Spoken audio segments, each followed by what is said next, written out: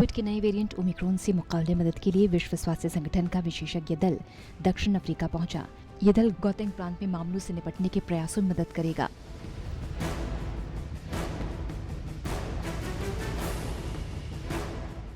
Omicron तकरीबन 38 देशों में फैल चुका है। WHO के अफ्रीका के क्षेत्रीय आपातकालीन निदेशक के मुताबिक निगरानी और कॉन्टैक्ट ट्रेसिंग में मदद के लिए एक्सपर्ट्स का एक दल गौतेंग भेजा गया है, जबकि एक दल पहले से ही दक्षिण अफ्रीका में मौजूद है और जीनोम अनुक्रमण में मदद कर रहा है। भारत में बढ़ सकते हैं ओमिक्रॉन के केस।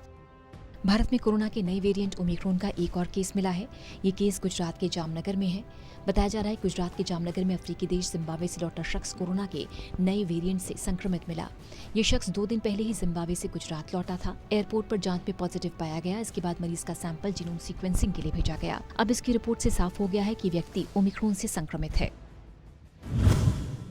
भारत में ओमिक्रॉन का तीसरा मामला आया सामने। भारत में संभवतः ओमिक्रॉन का ये तीसरा मामला है। इससे पहले गुरुवार को कर्नाटक में कोरोना के नए वेरिएंट के 2 मामले सामने आए। ये मरीज 66 और 46 साल के हैं। दोनों ने वैक्सीन की 2 डोज लगवा रखी है। दोनों में कोरोना के हल्के लक्षण हैं। इनमें एक व्यक्ति भारत से दुबई भी जा चुका है। महाराष्ट्र में भी 30 लोगों के सैंपल जीनोम सीक्वेंसिंग के लिए भेजे गए।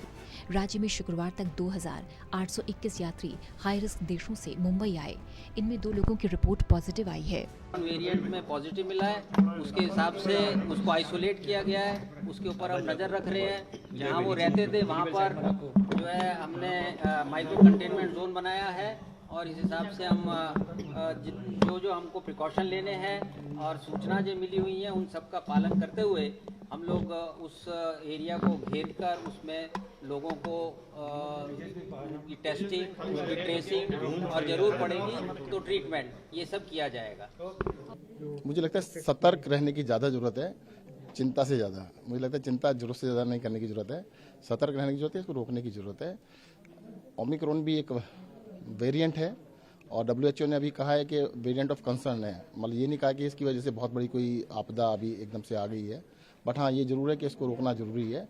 और बाहर के देशों से जो फ्लाइट्स आ रही हैं उनके आने वाले सभी यात्रियों का 100% लोगों का RT-PCR टेस्ट किया जा रहा है और उनको बिना टेस्ट के नहीं जाने दिया जा रहा है। सस्पेक्ट हैं अभी दिल्ली में? अभी कल तक 12 थे और चेक करके बता देते। उनका जो जीनोम सीक्वेंसिंग लैब में चल रही है। दिल्ली सरकार की 2 लैब्स हैं, ILBS में और LNJP में, दोनों जगह चल रही हैं और उसकी रिपोर्ट 1 या 2 दिन में आनी स्टार्ट हो जाएंगी। पहले जो सबसे पहले दिन जो टेस्ट हुए थे जीनोम सीक्वेंसिंग, उनकी रिपोर्ट शायद आ जानी चाहिए। जैसे ही आएगी, देखो 3 से 4 दिन लगते हैं, आज या कल में आएगी। जैसे आएगी आपसे शेयर किया जाएगा। बेंगलुरु में अफ्रीका से लौटे 10 विदेशी यात्री लापता। कर्नाटक के बेंगलुरु में 2 लोगों में ओमिक्रॉन वेरिएंट की पुष्टि हो चुकी है। इसी बीच ऐसी जानकारी भी सामने आई है जिससे खतरा और बढ़ गया। कर्नाटक के स्वास्थ्य मंत्री डॉक्टर के सुधाकर ने बताया कि दक्षिण अफ्रीका में ओमिक्रॉन मिलने के बाद 57 यात्री बेंगलुरु लौटे। इनमें 10 अब भी गायब हैं। इन्हें ट्रेस नहीं किया जा सका है। इनके फोन भी बंद हैं। भारत में संक्रमण से निपटने की क्या है तैयारी? केंद्र सरकार नए वेरिएंट से निपटने के लिए इनकी कड़ी निगरानी रख रही है। कुछ देशों पर पाबंदी है। सरकार ने इसके लिए 1 दिसंबर से नई गाइडलाइंस भी जारी की हैं। एट रिस्क देशों से आने वाले लोगों के लिए टेस्टिंग और आइसोलेशन जरूरी है। विभिन्न राज्य सरकारें अपने स्तर पर काम कर रही हैं। मेडिकल एक्सपर्ट्स और साइंटिस्ट भी नए वेरिएंट को लेकर जानकारी जुटा रहे हैं। श्रीलंका में आया ओमिक्रॉन का पहला मामला। श्रीलंका के स्वास्थ्य सेवा के उप महानिदेशक ने बताया कि अफ्रीका से लौटा एक नागरिक ओमिक्रॉन से संक्रमित मिला है। श्रीलंका ने 28 नवंबर को अफ्रीकी देशों से यात्रियों के आगमन पर प्रतिबंध लगाया था। बावजूद इसके यहाँ एक अफ्रीकी नागरिक संक्रमित मिला। फिलहाल युवक को क्वारंटीन कर दिया गया है और सरकार ने ओमिक्रॉन को गंभीरता से लेकर दिशा निर्देश जारी कर दिए हैं। डेल्टा से उभरती अर्थव्यवस्थाओं पर फिर पड़ी नई वेरिएंट की मार। वैश्विक लॉकडाउन के बाद उभर रही यात्रा उद्योग को ताज़ा प्रतिबंधों ने फिर झटका दिया। इसके चलते कई बड़ी अर्थव्यवस्था को फिर संघर्ष करना पड़ सकता है। वॉल स्ट्रीट के बाद ओमिक्रॉन के डर से शुक्रवार को भारत, जापान और दक्षिण कोरिया के बाजार भी प्रभावित दिखे। जानकारों के मुताबिक नए स्वरूप पर अनिश्चितता के चलते बाजारों में कम से कम 1 और हफ्ते तक ये स्थिति बनी रहने की आशंका है। मलेशिया में 19 नवंबर को ही पहुंच चुका था ओमिक्रॉन। मलेशिया के स्वास्थ्य मंत्री खैरी जमालुद्दीन ने शुक्रवार को बताया कि जीनोम अनुक्रमण से पता चलता है कि उनके देश में 19 नवंबर को कोविड संक्रमित पाया गया। एक व्यक्ति असल में ओमिक्रॉन वेरिएंट से संक्रमित है। मामले की जानकारी तब सामने आई जब 11 से 28 नवंबर के दौरान कुआलालंपुर एयरपोर्ट पर मिले सैंपल्स की जीनोम अनुक्रमण के जरिए जांच की गई। संक्रमित व्यक्ति को टीके की दोनों खुराक लगी थी और फिलहाल क्वारंटीन में है। फ्रांस अमेरिका में बढ़ने लगे संक्रमण के मामले। न्यूयॉर्क गवर्नर केथी होचुल ने बताया कि उनके राज्य में ओमिक्रॉन से संक्रमित 5 लोगों की पुष्टि हुई है। यह आंकड़ा बढ़ने वाला है। अमेरिका में बृहस्पतिवार देर रात 10 मामले सामने आ चुके हैं। अमेरिका की कुल आबादी में 60% पात्र लोगों को कोविड टीके की दोनों डोज दी जा चुकी हैं। फ्रांस के स्वास्थ्य मंत्री ने बताया कि यहाँ अब तक 8 लोगों में ओमिक्रॉन संक्रमण की पुष्टि हो चुकी है। नेपाल में बिना जांच प्रवेश पर लगा प्रतिबंध। नेपाल ने शुक्रवार को हांगकांग सहित 8 दक्षिण अफ्रीकी देशों से यात्रियों को आगमन पर प्रतिबंध लगा दिया।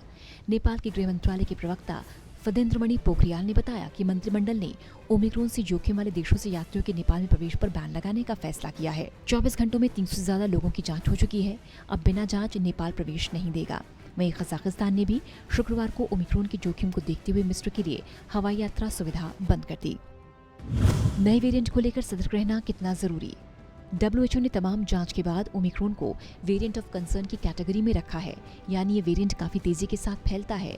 ये बताना जरूरी है कि ओमिक्रॉन वेरिएंट का म्यूटेशन, ट्रांसमिशन की गति और इम्यून सिस्टम को प्रभावित करने की क्षमता को देखकर इसे VOC कैटेगरी में रखा गया है। वैक्सीन बनाने वाली कंपनी मॉडर्ना और के एक्सपर्ट्स इस बात का दावा कर रहे हैं कि ओमिक्रॉन पर मौजूदा वैक्सीन कारगर नहीं है।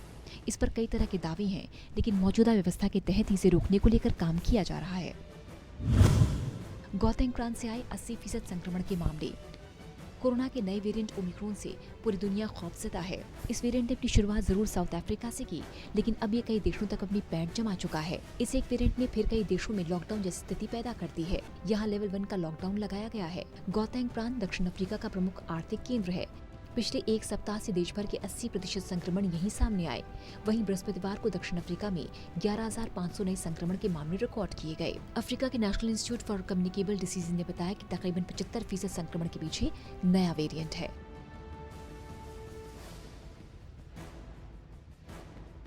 Special desk, total news.